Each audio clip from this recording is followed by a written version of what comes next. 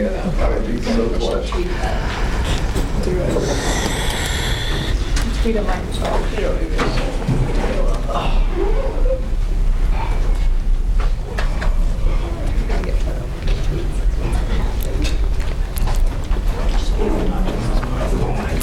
Okay. This is your last regular class. So have we looked at the review package? Yes, no, I get it out so early to you. So Friday we do a review, right? So take a look at that package and prepare yourself for some questions, because I'll be taking questions. If there's no question, then I assume you're ready. Okay, so take a look at that review. Okay, I thought I did a better job with the final review package than the first two, exam 1 and 2. They were kind of random problem, just collected and throw at you. The final review was prepared with more care. Okay, so hopefully it'll help you better. Okay. And also there's a homework due on Friday. Is it okay?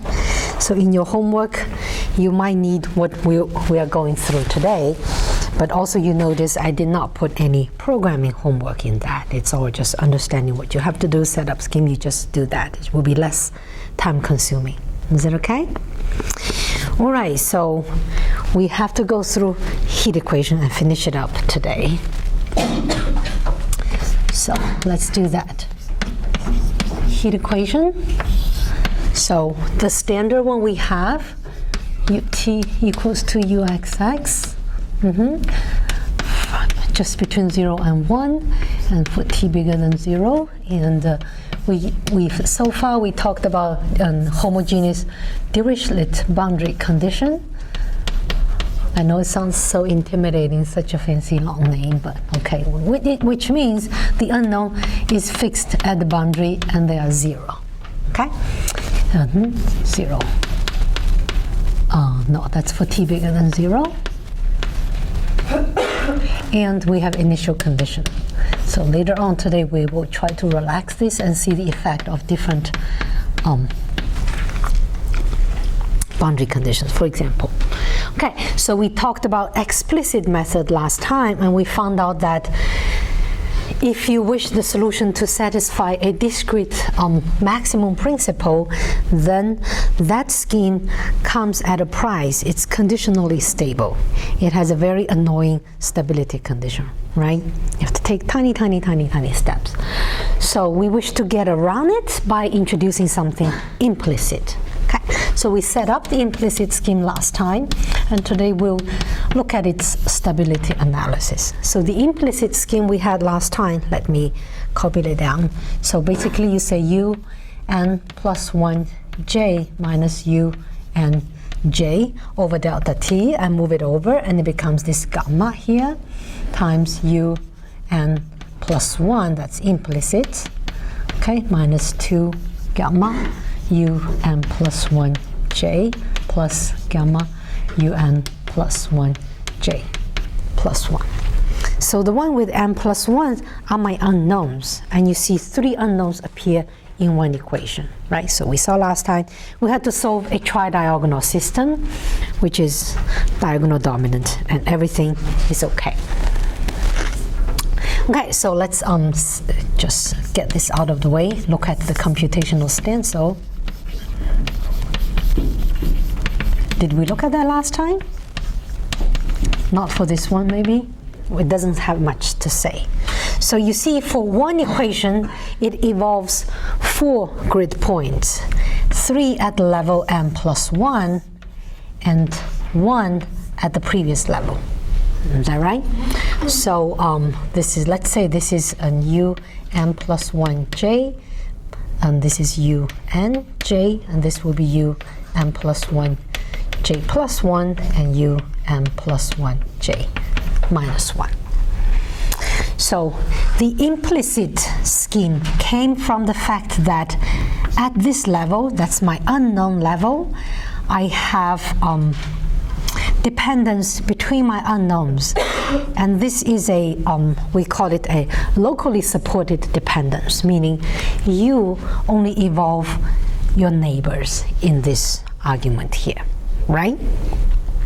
So there's a linear relation between them. So in every equation, you have these three unknowns, and normally the one that you are working with will give you a diagonal contribution in the coefficient matrix, right? Always see that. So in the end, this becomes a tridiagonal system. That's how you see it.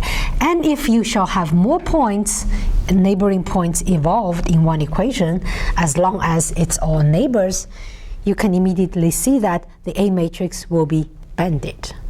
Is that right? We didn't talk in depth about banded matrix.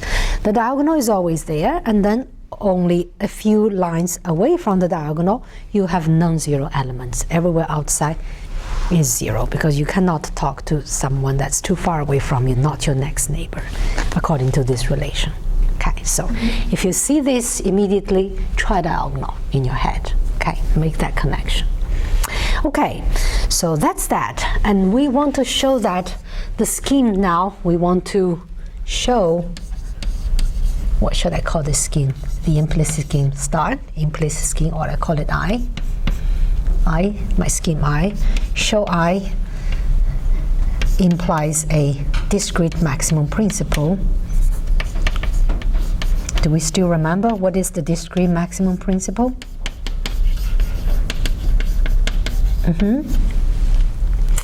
That means the maximum value of my u at step m plus 1, max taking over all space index, is decreasing. So it's not increasing, right? So it's less than or equal to the max at u n I over I. Okay, we want to show that. And we want to show that for all gamma. So it's unconditional. Any values of gamma, as long as gamma is positive. So that's the only thing we would need in my proof. So let's go through this little proof. Okay. So the proof in spirit would go through very similar argument as the one we did for the explicit scheme, but with a little care how you argue. Okay, so let's rewrite my scheme, the implicit scheme, in the following way.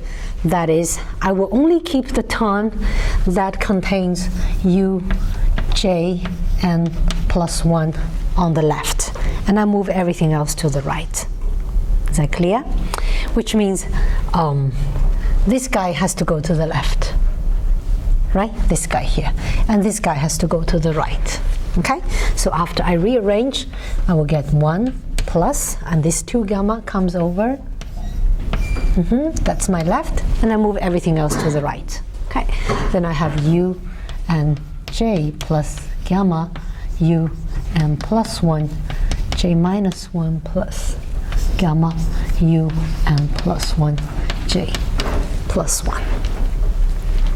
So in this rewritten form, you see that all the coefficients in front of my u with different indices, they have a fixed sign. Do we see?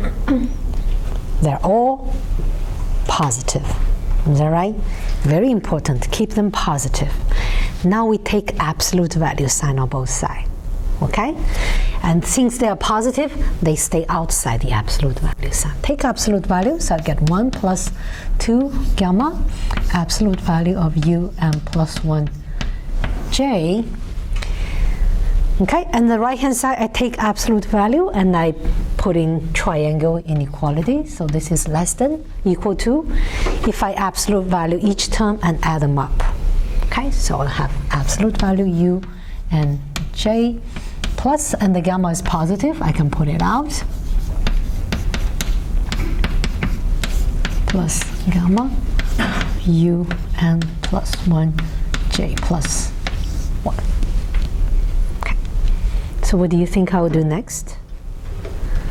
To the right hand side, I want to replace it with something possibly a bit bigger. What would I do? What did we do in the explicit case? What do we do to the right hand side? I want to keep this inequality sign less than, equal to. What can I replace them with? Anybody remembers? Yeah, if I replace this with the maximum of this guy can have for any index j, it gets bigger. It does not get smaller, right? Is that clear? That's the base argument. So that's what I'm going to do. I'm going to take the maximum of this un, run through all possible indices. So let's use I here over all I. This guy will be bigger than that guy, bigger than or equal to. Agree? And I do the same thing for this and that. Take max over the space index, and I call it just I. So of un plus 1, I plus gamma times max over I of un plus 1, I. Is that clear? Okay, and I can join these two terms into a 2 gamma times that because they are the same thing. So let me rewrite. So I have the following: 1 plus 2 gamma times the absolute value un plus 1 j is less than max over I un I plus 2 gamma max over I of un plus 1 I. I have this inequality. On the left hand side there is an index j. On the right hand side I just have some numbers. They don't have any index in space because I take the maximum. And this equation, this inequality holds for every j. Is that right?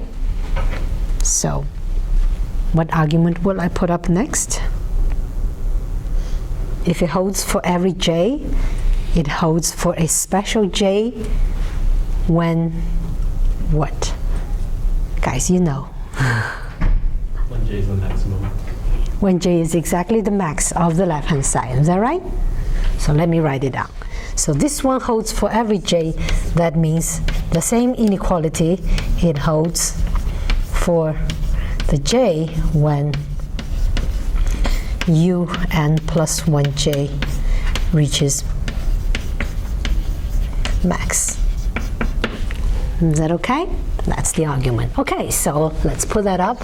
So which means the left hand side becomes 1 plus 2 gamma times the max of un plus 1. Okay, let's use j. It's just the index. I can call it anything.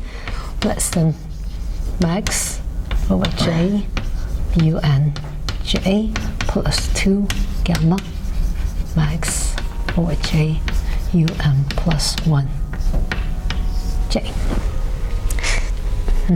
Do we see we are there actually? Do we see? This guy here is the same as this guy on the left hand side, right? There's a 2 gamma and I have a 2 gamma times it. They cancel. You can subtract the inequality of the same amount and keep the inequality. Is that right? So this guy here cancels this 2 gamma times that time. What remains? The discrete maximum principle, isn't it? So I get max over j of un plus 1j less than max of j un j. It holds for every time step. Okay, so looking back in the argument, did I need to assume anything on this gamma for this argument to be carried out? The only thing I used was gamma is positive, right? Which is positive by definition. So there's no constraint. Okay, so this actually gives me this nice unconditionally stable. Okay. Is that okay? Would you be able to repeat this argument? I know you'll put it on your formula sheet. Okay. Well, okay, let's do a short discussion. Advantages, and let's be the critics. So I always invite you to be critical. It's good because then you think. So critics, of this implicit, I say implicit or implicit versus explicit. There's always this debate between them. So, you know, okay, so what is bad and what is good? Let's list first one bad thing. It's obvious at every time step you have to solve a system of linear equation, so more time, more computational time. So let's say more expensive each step, right? Each time step. It involves more work. But then what do you gain by that work? Well, we just showed it's unconditional stable, so no condition, which means you can take much bigger delta t time steps, right? And you probably reach the final computing time faster than the explicit one. It would force you to take 1,000,000 steps. Here you can choose to take only 1,000 steps. You'll be there. You can solve it, you get a stable solution. So maybe in the long run, if you compare everything, in the long run, this might even save computing time. It could well happen, right? Do you agree? If you take the delta t pretty big, it's stable, and you reach very quickly the final time. Okay, but then think again. If you take a very big delta t, what trouble can it cause? In terms of accuracy. What is the order of this method? Let's look at that. So what is the order of the method?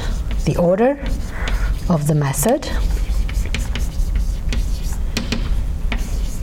So in space, we throw in a backward Euler step, which is,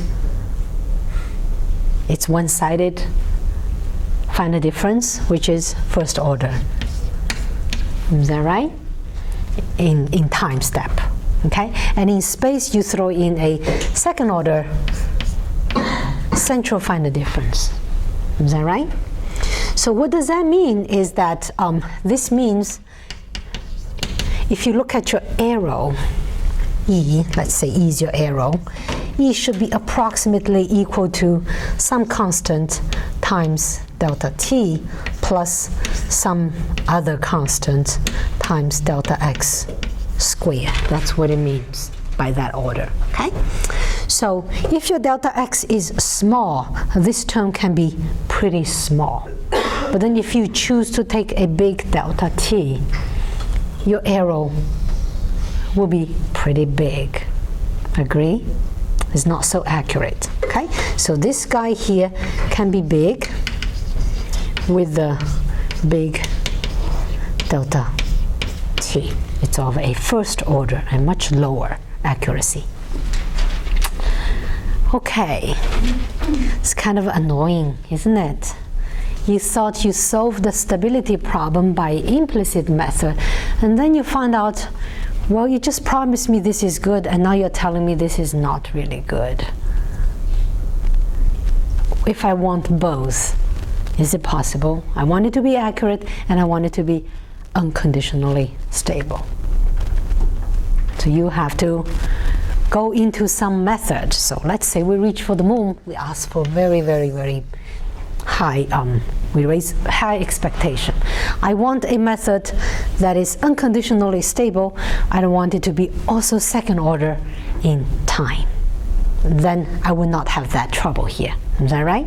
So now my goal is the following. I want some method that's second order in time, in t, and then also unconditionally stable. Is that possible? Okay, so this leads to the last base method I'm going to present to you. This is the Crank-Nicolson time step. So if you want something to be unconditionally stable, you will have to keep some implicit stuff in your iteration. Otherwise, it's never going to do that. Okay. And then you want it also to be second order accurate in time. well, you have to throw in some central final difference for the first derivative. Is that clear? So how can you put all these together in one scheme? So let's look at a drawing here. So that's what I did last class. Let's say I have a grid, and this is time step Tn, this is Tn plus 1. Let's say this is j minus 1, and j plus 1. So if you want to throw in a central finite difference for the time, one way to do it will be take another one at Tn plus 2 and use the value here and here, the difference here, to approximate the derivative at Tn plus 1, right? That's one way of doing it. But that's kind of annoying because you would need the value T0 and you would need the value T1 to be able to compute T2. And we have only one initial condition. And then you have to deal with how to generate a second one. Okay, so let's throw away that idea. Okay, let's see if I can still use Tn plus 1 and Tn to find a central final difference. Then you know this would be a good approximation, second order, right in the middle where you have Tn plus half, where you add half h, right the midpoint. So now instead of writing my approximation for the equation for a whole number of t, I write it right here for this point. Can I? So the time derivative can be approximated second order by the values here and here. Look at the difference. Agree? And then you have to deal with the space. How do you find uxx right in the middle? In order to compute uxx, you need the value here and you need the value here, which you don't have. So the idea will be the following. I find the uxx for this value using these two, and I find the uxx here using these value, and I take the average right in the middle to approximate that value. Is that clear? It's not such a complicated idea. Okay, so we can write it out. So what do we mean?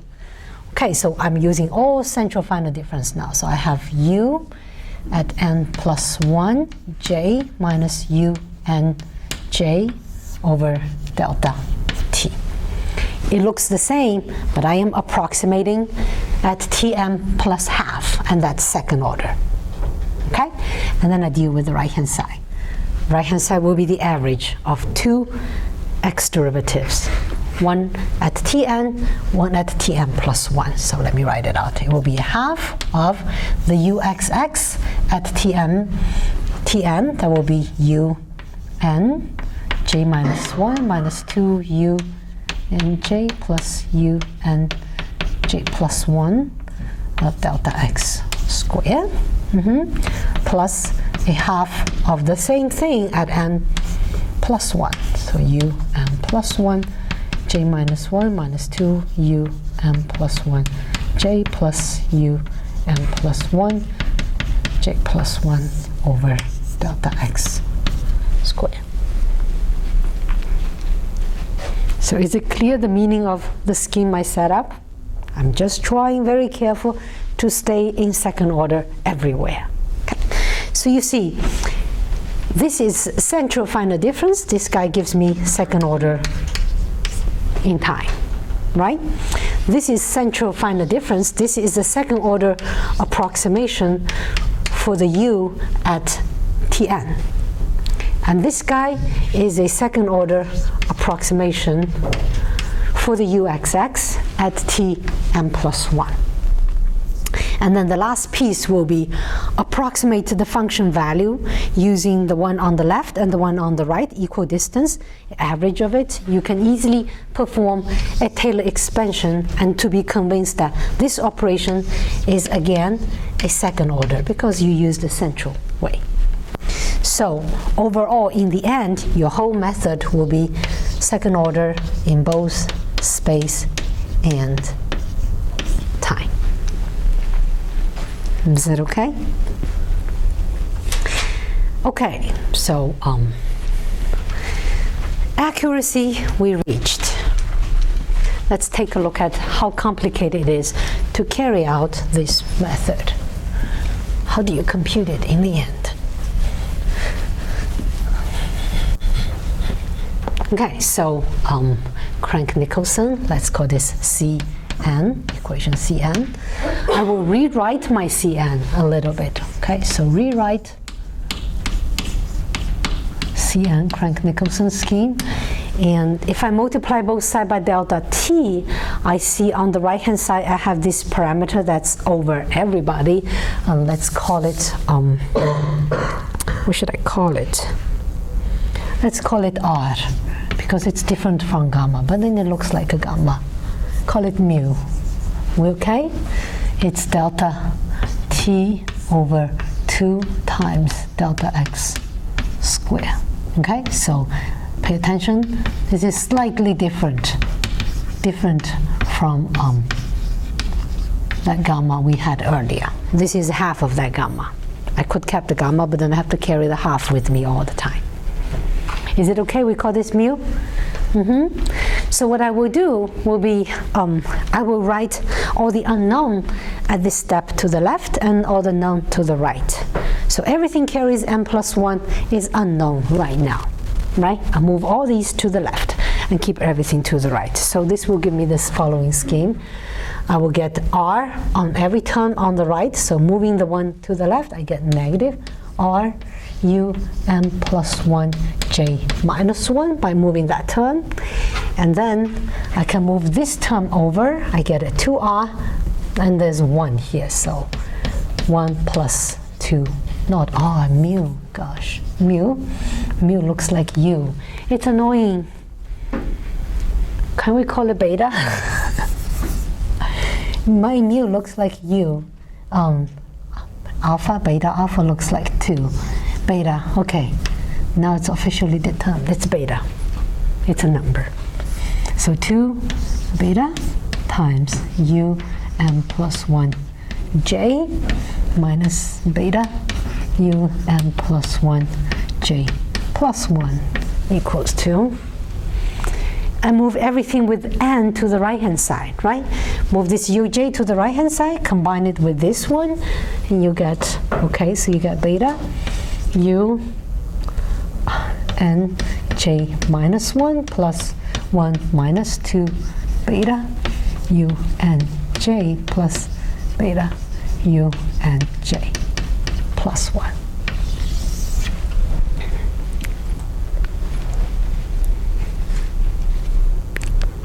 Well, you still have to set up the initial boundary condition, but that's okay.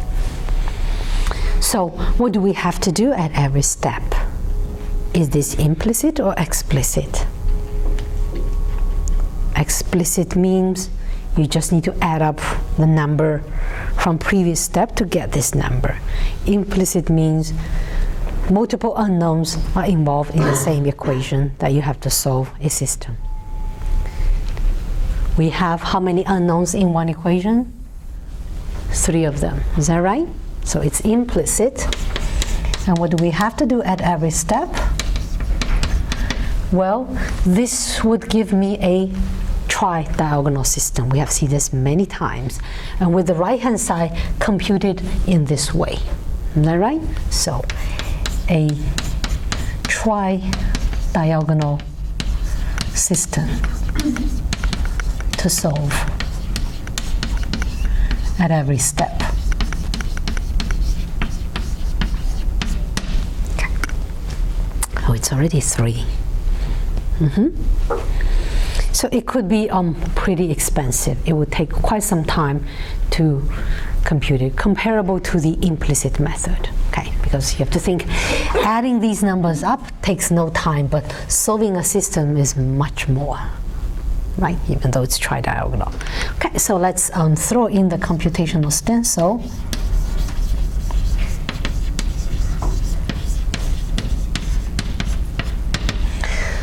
So every step of Crank-Nicolson involves 6 grid points, as we illustrated there. So let's just quickly draw it. At step n and at step n plus 1, 3 neighbors are involved. So that's u and j. This will be u n plus 1 j. And then I have un plus 1 j minus 1 and un plus 1 j plus 1. And this is un j plus 1 and this is un j minus 1. Okay. So multiple of u's showing up at level n is no problem. You just add them up. It's the multiple of u's showing up at the future level that's making this implicit and making you solve a system at every step. Right? Okay. Stability.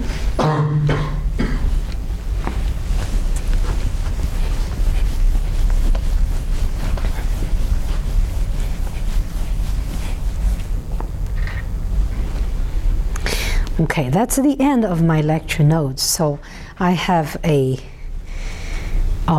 you have a choice here. Okay, I'll state now. Crank-Nicolson, without proof,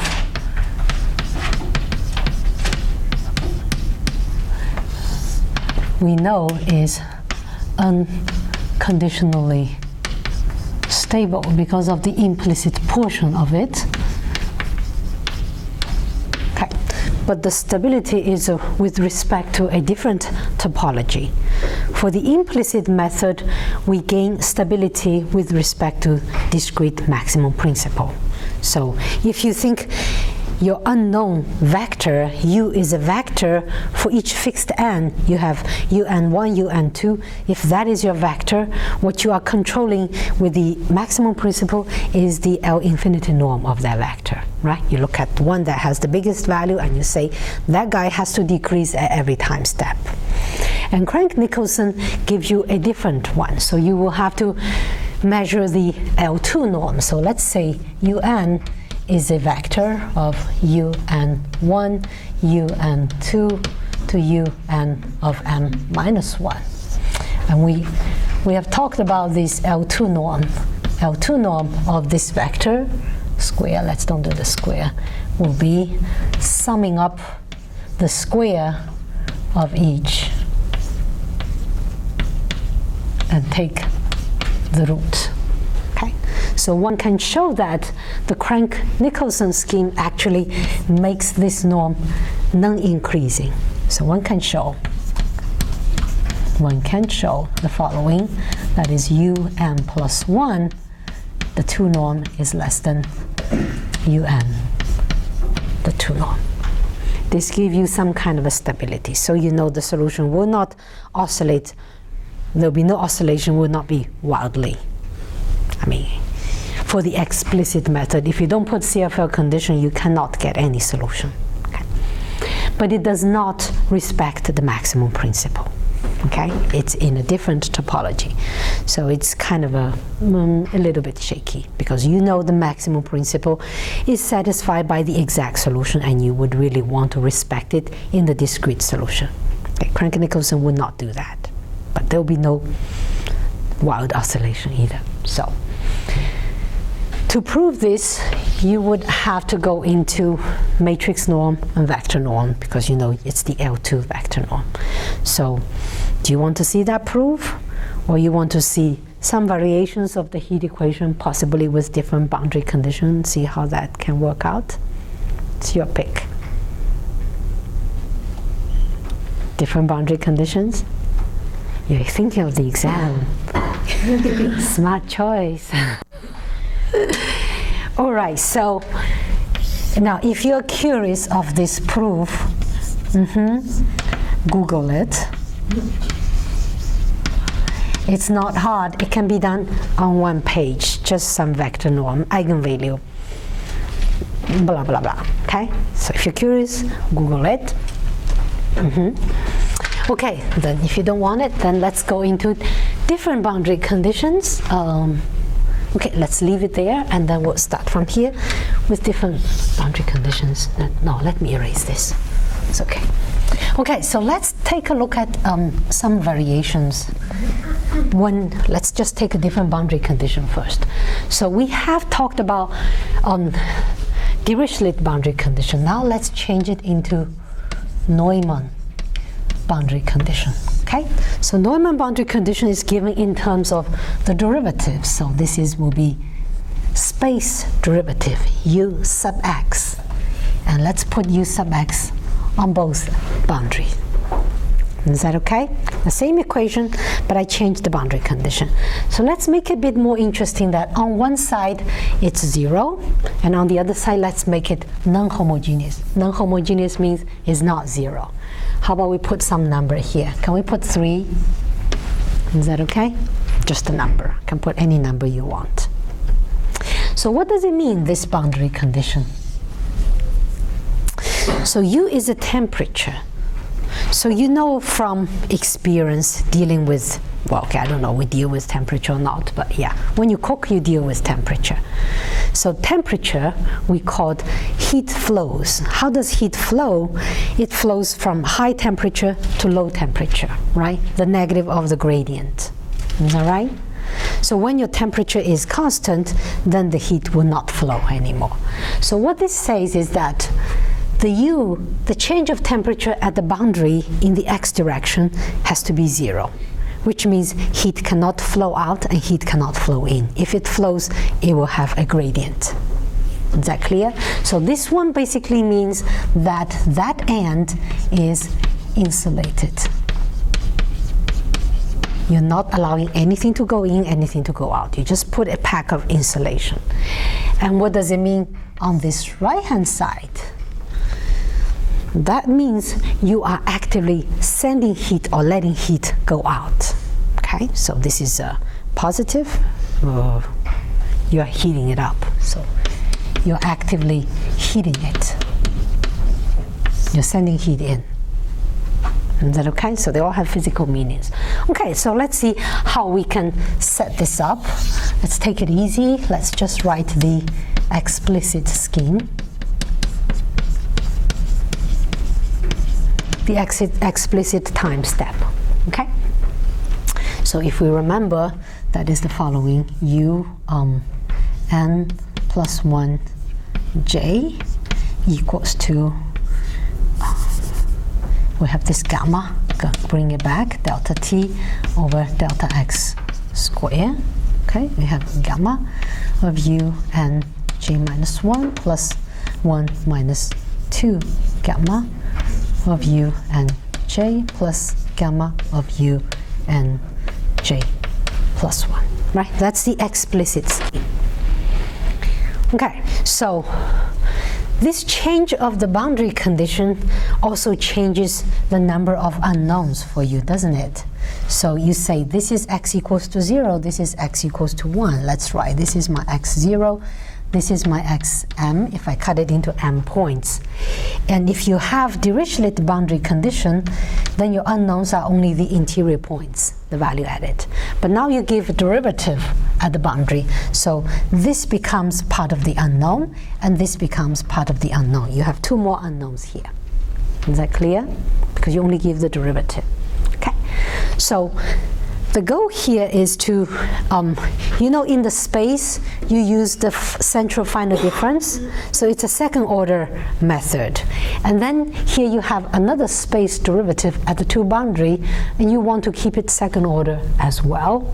So we would have to use some kind of a central scheme as well, right? So what did we do earlier with Laplace equation or the 2-point boundary value problem when we had Neumann condition? If you say at x equals to 0, right at the boundary, I need information from the left and from the right, which means you go out of your domain. So what did we add? Something we called? The ghost term. Yeah, the ghost boundary. We need to add a layer that is actually not there, right? You have to pretend you have this rod, and then at the end of the rod, you pretend your rod continues a little bit, even though it's not there. And then the equation is satisfied, still right there outside where there's no rod. Is that clear? Okay, so we add some ghost boundary, which means I will add 1 more point on there. This is x -1, and then I need an additional point over here. I call it xm plus 1, 2 ghosts. Okay, and you know we'll get rid of them. Okay, so this equation what we have here holds for all the inner points. We know they work because they never need to get out of the boundary. So we need to take care of the 2 boundaries. Let's see. So at j equals to 0, let's see how can we do that. Okay, I throw in some central difference for the x derivative. For the boundary condition becomes u at 1 minus u at negative 1, which is a ghost point of 2 delta x equals to 0. Is that right? So this is very simple. Now you know u negative 1 equals to u1. So we know how to nail down the ghost right there. It has to take the same value as the u value here. It has to mirror it because of this boundary condition. Okay, and then you can use it. So plug this in. Plug in the equation. Let's put this equation. Let's call this equation E. My scheme, the explicit scheme. Plug into E with the j equals to 0. Okay, write it out for j equals to 0. What do I have? un plus 1, 0 equals to gamma of un minus 1 plus 1 minus 2 gamma of un 0 plus gamma of un 1. You still have to assume the CFL condition here because it's explicit. Okay, you don't get away with that. So you see, this guy is the ghost, but I know how to handle it. That shall actually, I can put an n here. I should put an n here. Should put n here. This holds for all n. Okay, every n. So this is just the same as changing the negative 1 into positive 1, right? By the boundary condition. So what it will do will be, it will be the same as that. I'll get 2 times it. So 1 minus 2 gamma of un 0 plus 2 gamma un 1. Okay, so when you go into this for loop to compute this for every j, when j equals to 0, you have to use this formula. You do that first, and then you go into this j loop, for loop for j from 1 to m minus 1. That follows the same formula. But then when j equals to m, it has to be different because you have a different condition. Is that right? So let's look at the last one. We're almost there.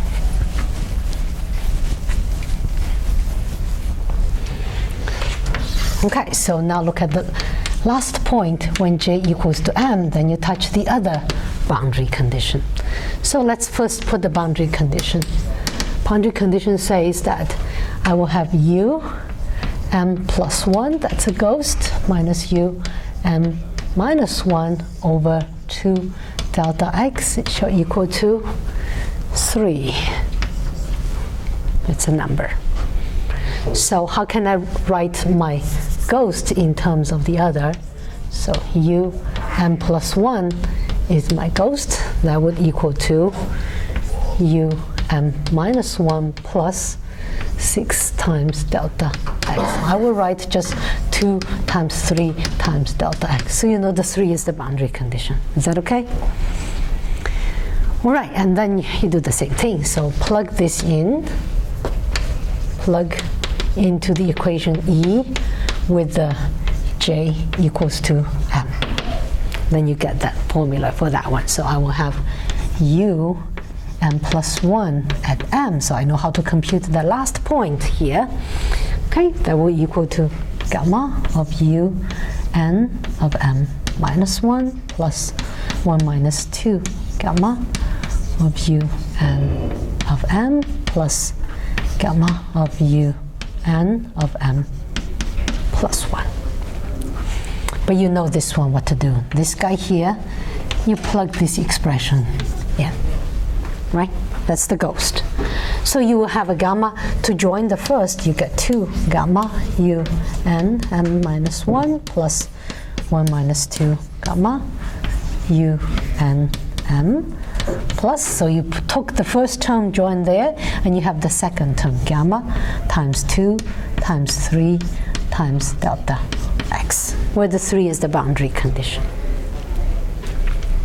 And then you computed all the values of u at step m plus 1. And then you can iterate, go to the next. Is that okay? Would you be able to work this out for the implicit scheme? The same idea. Instead of explicit, you throw in the implicit. The tridiagonal system will be slightly different because of this boundary condition. Okay, so try for fun on your own. I'm not going through that. So try it with the implicit, or if you really want, you can also do the Crank-Nicolson scheme if you want. Okay.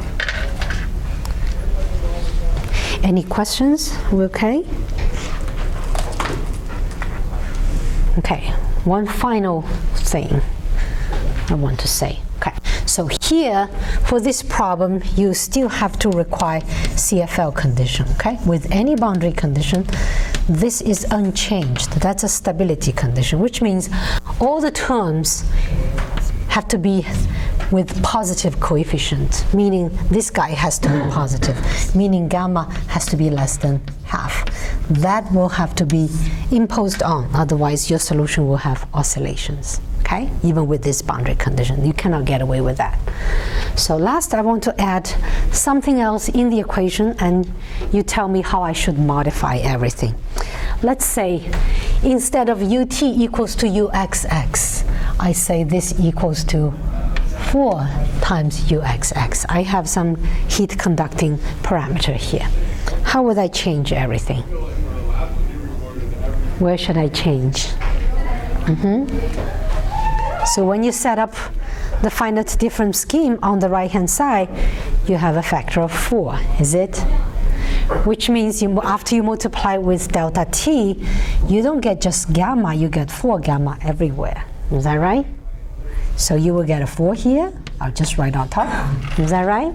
And you will get a 2 times 4 times gamma, and you will have a 4 times gamma here. So everything can still be set up and run. So my final question to you will be, okay, so how about the CFL condition? Do you still have the same CFL condition, or does it need to be modified by this change? So if you have 4 gamma here, and you have 4 here, and you have 4 here, you still want all the coefficients to be positive. What would you have to do? You would want this guy to be positive as well. It affects the CFL condition, doesn't it? This is telling you that heat is being carried out even faster. Okay, so you will have to change the CFL condition. If you work it out, you will see it. CFL now becomes 1 minus 2 times 4 times gamma shall be bigger than equal to 0, which means you have to adjust this gamma. Gamma now has to be less than equal to a half times 1 over 4, where this 4 is the fake number I put in. I could put a kappa here. Do we see that? If this is big, you will get a somewhat stricter stability condition. Okay? All right, any questions? So make sure you check the review package and you have questions